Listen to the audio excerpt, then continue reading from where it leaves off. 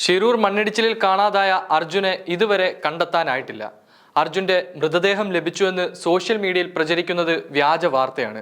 അർജുന്റെ മൃതദേഹം എന്ന തരത്തിൽ ഷിരൂരിൽ നിന്ന് ലഭിച്ച മൃതദേഹത്തിന്റെ ചിത്രം മറുഭാഗത്തെ മാടങ്കരി എന്ന ഗ്രാമത്തിലുള്ള സെന്നിഗൌഡ എന്ന സ്ത്രീയുടേതാണ്. ഷിരൂരിൽ നിന്ന് അർജുന്റെ ബന്ധു ജിതിൻ വീട്ടിലേക്ക് തിരിച്ചെത്തിയിട്ടുണ്ട്.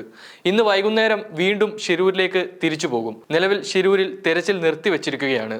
നദിയുടെ അടിയൊഴുക്കിന്റെ ശക്തി കുറഞ്ഞാൽ മാത്രമേ തിരച്ചിൽ വീണ്ടും പുനരാരംഭിക്കാൻ കഴിയുകയുള്ളൂ. അതായത് നിലവിൽ അർജുൻ ഉൾപ്പെടെ 3 പേർക്ക് വേണ്ടിയുള്ള തിരച്ചിൽ പുനരാരംഭിക്കുന്നത് സംബന്ധിച്ചുള്ള കാര്യങ്ങൾ പൂർണ്ണമായും അനിശ്ചിതത്വത്തിലാണ് എന്ന് തന്നെ പറയേണ്ടി വരും.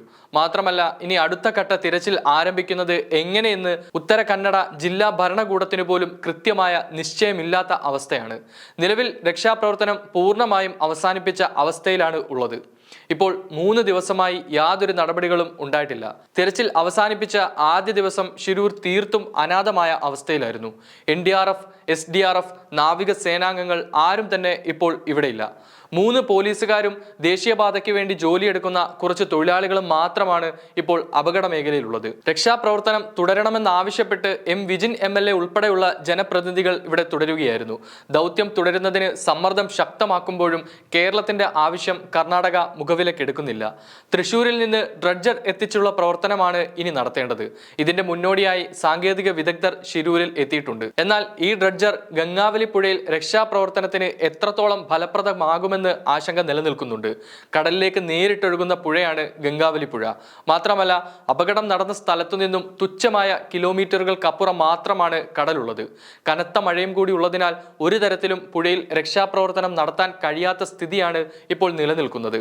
അത്തരത്തിൽ നോക്കുകയാണെങ്കിൽ ഡ്രഡ്ജർ എത്തിയാലും തിരച്ചിൽ അതീവ ദുഷ്കരമായിരിക്കും. 4 നോട്ട്സ് ഒഴുക്ക് വരെയുള്ള ജലത്തിൽ മാത്രമേ ഈ ഡ്രഡ്ജർ പ്രവർത്തിപ്പിക്കാനാകൂ എന്നാണ് ചൂണ്ടിക്കാട്ടുന്നത്. ഗംഗാവലിയിൽ 6 നോട്ട്സിന് മുകളിലാണ് നിലവിൽ ഒഴുക്കുള്ളത്. കൂടുതൽ ഉപകരണങ്ങൾ എത്തിക്കണമെന്നാണ് ദൗത്യത്തിന് നേതൃത്വം നൽകിയ റിട്ടയർഡ് മേജർ ജനറൽ ഇന്ദിരാ ബാലൻ പറയുന്നത്. ജൂലൈ 16-ന് പുലർച്ചെയാണ് ഷിരൂരിൽ മണ്ണിടിച്ചിലുണ്ടായത്.